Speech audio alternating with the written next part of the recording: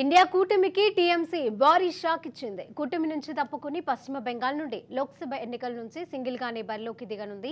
ఈ క్రమంలోనే బెంగాల్లో పోటీ చేసే 42 మంది అభ్యర్థులను సైతం ప్రకటించారు. కాగా కొంతకాలంగా కూటమికి దూరంగా ఉంటున్న దీదీ సంచలన నిర్ణయం తీసుకుని కూటమికి షాక్ ఇచ్చారు. ఈ విషయంపై జయరాం రమేష్ కీలక వ్యాఖ్యలు చేశారు.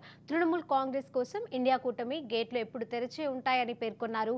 సీట్ల విషయంలో ఇప్పటికే చాలాసార్లు పిలిచామని అన్నారు.